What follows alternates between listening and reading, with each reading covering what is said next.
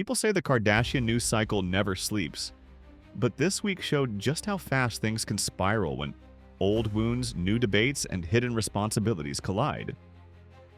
It all started with Khloe, who revealed something that left fans shocked for reasons she didn't expect. Instead of talking about Tristan for the millionth time, she brought up someone people barely knew anything about: his younger brother, Amari. Khloe explained that after Tristan's mother passed away in early 2023, she quietly stepped into a role that most people would never guess she was filling. It wasn't glamorous, it wasn't for the cameras, and it definitely wasn't romantic. She became the person responsible for Amari's everyday care. Amari lives with a severe form of epilepsy that causes multiple seizures every single day. He can't walk, can't speak, and needs complete support to get through basic routines. It's the kind of responsibility that would overwhelm anyone, yet Khloe spoke about it with a calm tone that made it sound like she'd been doing it forever. She said she felt connected to Tristan's mother and wanted to honor that relationship by showing up for someone she loved. With Tristan constantly traveling because of the NBA schedule, she knew that Amari needed stability, and that stability meant living with her in Los Angeles, surrounded by people who could give him what he needed without interruption. But the internet didn't stay focused on the compassion she was trying to share. Instead, the minute her comments went viral, the conversation twisted into something completely different.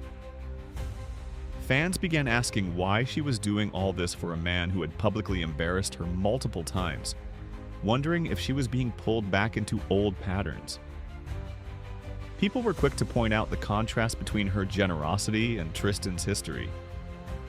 The cheating scandals, the public humiliation, the emotional roller coaster he put her through. All of it resurfaced instantly. Some comments praised her, calling her an angel and saying Amari was lucky to have her. Others weren't so gentle. They wondered why Tristan's wealthy brother wasn't taking care of him instead.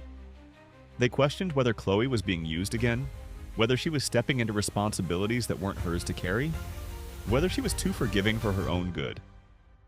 But that wasn't the only unexpected storyline bubbling up.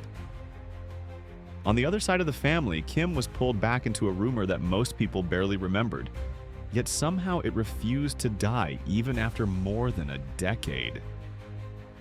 Back in 2014, during Paris Fashion Week, the internet exploded over a paparazzi video that seemed to show Kim walking out of a hotel alone, heading to her car, then rushing back inside to grab baby North. People swore she had forgotten her toddler in the lobby. It became a running joke, a meme, a moment of celebrity chaos that resurfaced on social media every few months. Kim, of course, denied the rumor at the time. She tweeted that she went back inside to check a car seat issue and that North had been waiting with the nanny. But you know the internet. Once a rumor sticks, it never really leaves. Fast forward to 2025, and out of nowhere, the moment returned yet again. Kim reposted the clip with new context, almost like she wanted to reclaim the narrative. She said she'd gone to the car first to show off her outfit and check the seat before picking up North, because their outfits didn't match. It was her trying to make fun of it, trying to close the chapter once and for all. But the fact that she even had to bring it up shows how long the public can cling to a single frame of video. It doesn't matter if it happened 10 years ago. In the Kardashian world, old stories don't fade. They just wait for the right moment to resurface. While Kim was clearing up a rumor from the past, a brand new storm was forming around her latest business move. Skims launched a product called the Seamless Sculpt Face Wrap, and the internet went wild, but not necessarily in a good way. At first glance, it looked like another shapewear innovation, but for your face. It was supposed to snatch your jawline while you slept, using compression fabric mixed with collagen yarns. Kim hyped it up, calling it the supportive, comfortable jaw sculpting piece people didn't know they needed. Fans believed her instantly, rushing to buy it the moment it dropped. It sold out so fast that people joked it disappeared in minutes. But dermatologists were quick to step in and explain why things didn't make sense. Compression fabric can reduce puffiness temporarily, yes. But collagen yarns in a garment? that can't actually change your face. The science wasn't there. Critics argued that the product felt like another attempt to turn insecurity into a shopping cart, another push toward perfection that followed women into their sleep.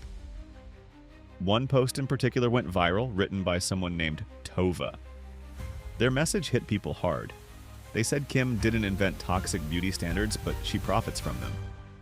They mocked the idea that beauty sleep now required wearing a muzzle-like wrap around your head. They compared it to a medieval device used to silence women, repackaged into a neutral-colored wellness trend. The tone was harsh, but a lot of people agreed with the sentiment. This debate exposed the strange place Kim exists in, half cultural icon, half lightning rod for criticism.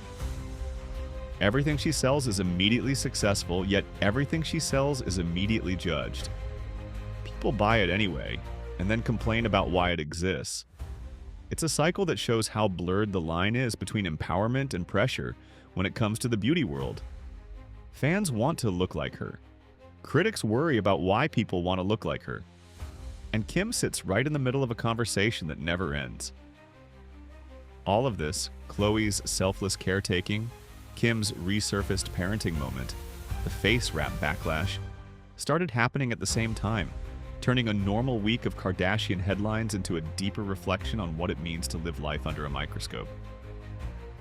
The public has opinions about everything they do, whether it's a private act of compassion or a business idea.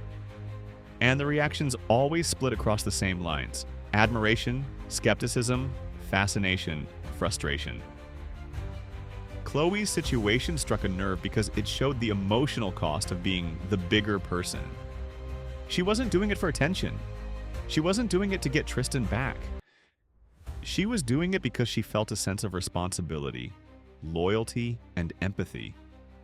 But people couldn't help wondering if kindness like hers always comes with a price, especially when the person benefiting is someone who hurt her.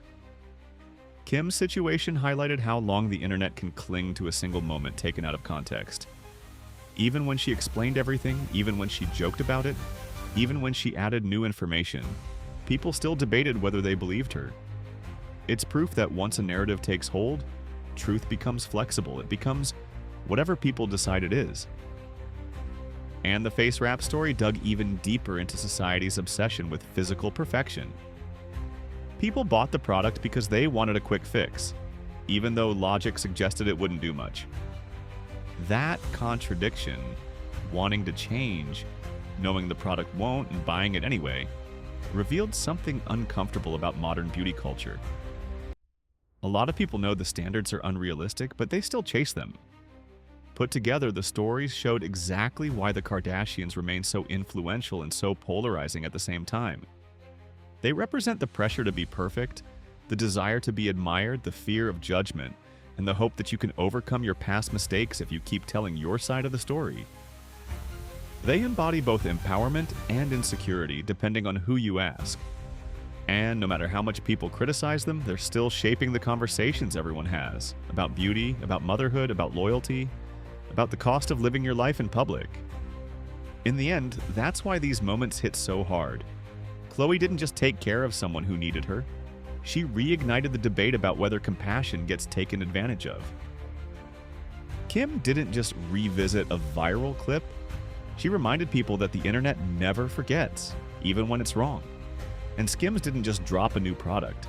It pushed the discussion about beauty standards into another round of conflict and commentary.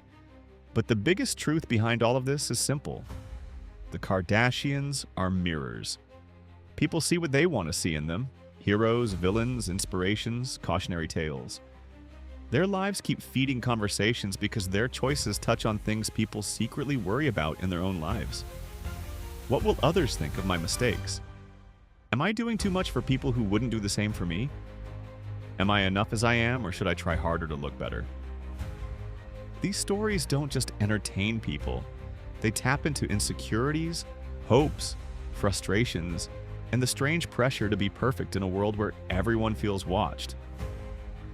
And maybe that's why the Kardashians stay relevant. It's not just their drama, it's the way their drama reflects back at everyone watching. Because in the end, the question isn't really why people talk about the Kardashians, it's why nobody can stop.